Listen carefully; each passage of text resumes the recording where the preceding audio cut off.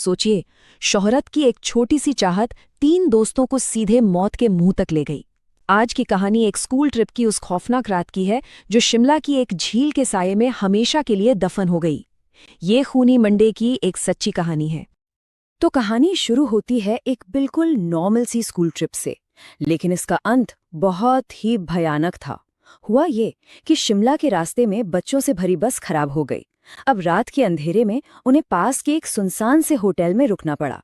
ये होटल घने रहस्यमयी जंगलों से घिरा हुआ था और बस यहीं से उस खौफनाक रात का सफर शुरू हुआ।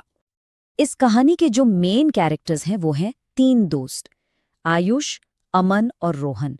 उनके कमरे की खिड़की से जंगल के ठीक बीच में एक झील दिखाई दे रही थी जो चांदनी रात में चमक रही थी। पर उन्हें क्या पता था कि यही खूबसूरत नज़ारा उनकी जिंदगी की सबसे बड़ी, सबसे जानलेवा गलती की वजह बनने वाला था। तो आता है सेक्शन 1, एक खतरनाक योजना। दोस्तों के बीच हीरो बनने की चाहत में उन्होंने एक ऐसा प्लान बनाया जो उन्हें शोहरत तक नहीं बल्कि सीधे मौत के दरवाजे पर ले जाने वाला था। असल में उनके दिमाग में पिछली ट्रिप की एक कहानी घूम रही थी, जब कुछ लड़के रात में बाहर जाकर स्कूल के हीरो बन गए थे। बस वही शोहरत पाने के लिए इन्होंने भी एक प्लान बना लिया। चुपके से होटल से निकलेंगे, उस झील पर जाकर तस्वीरें लेंगे और सुबह होने से पहले हीरो बनकर वापस आ जाएंगे। प्लान तो बड़ा सिंपल लग रहा था, है ना? पर वो ये नहीं जानते थे कि इस आसान से दिखने वाले प्लान का अंजाम कितना भयानक होगा। तो जैसे ही होटल का गार्ड सोया, वो तीनों निकल पड़े। शुरू में तो बड़ा एडवेंचरस लग रहा था, बड़ा रोमांच था, लेकिन बहुत जल्द ये रोमांच डर में बदलने वाला था। जंगल उनकी सोच से कहीं ज्यादा खतरनाक था। और देखिए, यहां से सब कुछ बिगड़ना शुरू हो गया। वो झील जो खिड़की से बस कुछ ही कदमों की दूरी पर लग रही थी, असल में मीलों दूर थी। करीब 1 घंटा चलने के बाद भी रास्ता खत्म ही नहीं हो रहा था। ऊपर से ठंड हड्डियों तक पहुंच रही थी और सबसे बड़ी मुसीबत, उनके फोन में सिग्नल जा चुके थे।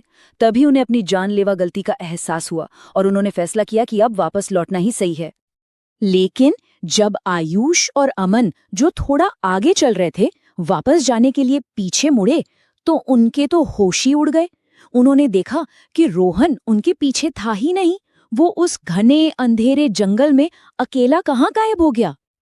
वो घबराकर रोहन का नाम पुकारने लगे। तभी पास की झाड़ियों से किसी के भागने की आवाज आई और फिर एकदम सन्नाटा। वो डर से कांप रहे थे कि तभी एक और आवाज ने उस खामोशी को तोड़ा। एक ऐसी आवाज जैसे कोई अंधेरे में अपने हाथों से जमीन खोद रहा हो। उस आवाज का पीछा करते हुए वो जिस चीज से मिले, उसने उनके रोंगटे खड़े कर दिए। उनका अपना दोस्त अब उनका दोस्त नहीं रहा था। झाड़ियों के पीछे जो नजारा था वो किसी के भी दिल को दहला देने वाला था। रोहन एक गड्ढा खोद रहा था। जब उन्होंने उसका नाम पुकारा तो वो धीरे से उनकी तरफ मुड़ा।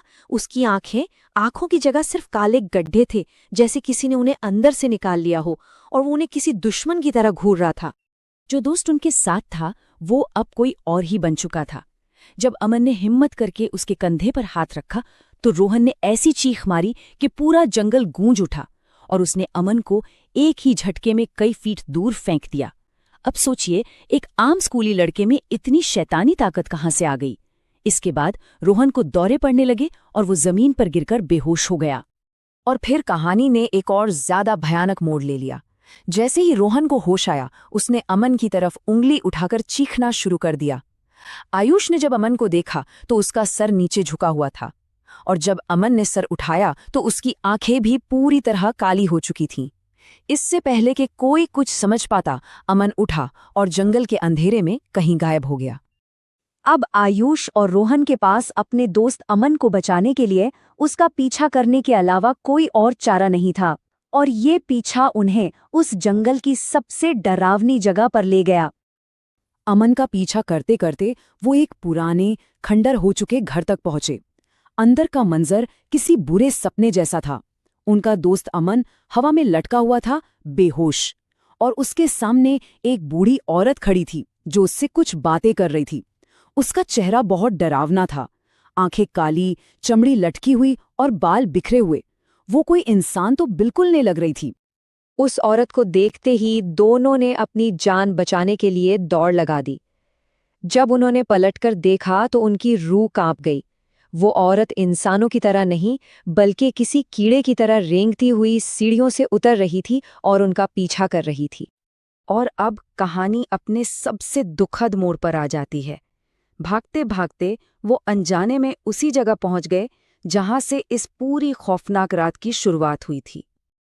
अपनी जान बचाने के लिए भागते भागते वो अनजाने में उसी झील के पास पहुंच गए जिसकी तस्वीरें लेने के लिए उन्होंने अपनी जान जोखिम में डाली थी।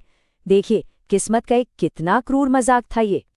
भागते हुए दोनों का पैर फिसला और वो सीधे झील के बर्फीले पानी में जा गिरे।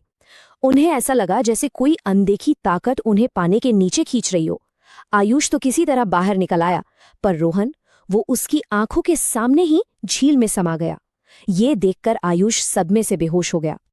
अगली सुबह जब आयुष की आंख खुली तो वो अपने होटल के कमरे में था। वो भागकर बाहर गया तो देखा कि वहां पुलिस की टीम थी और जमीन पर सफेद चादर में लिपटी हुई अमन और रोहन की लाशें पड़ी थीं। पुलिस के लिए तो ये मामला एक अनसुलझी पहेली था, लेकिन स्थानीय गांव वालों ने उस झील की एक पुरानी कहानी बताई जो शायद इस हादसे की वजह हो सकती है। कहते हैं, सालों पहले उस जंगल में एक बूढ़ी औरत रहती थी। कुछ लालची लोगों ने उसकी जमीन के लिए उसे मार डाला और उसकी लाश को उसी झील में फेंक दिया, और तब से उसकी आत्मा बदला लेने के लिए भटकती है। और उस रात वो 3 दोस्त अनजाने में उसी आत्मा के रास्ते में आ गए थे। और यही इस कहानी का सबसे दुखद पहलू है। काश उन्हें उस झील के खूनी राज के बारे में पता होता। ये कहानी सिर्फ एक डरावना किस्सा नहीं है, बल्कि एक चेतावनी भी है। ये हमें याद दिलाती है कि कभी-कभी शोहरत और रोमांच की तलाश में उठाए गए कदम हमें ऐसी अंधेरी राह पर ले जा सकते हैं जहां से वापसी शायद मुमकिन ही ना हो।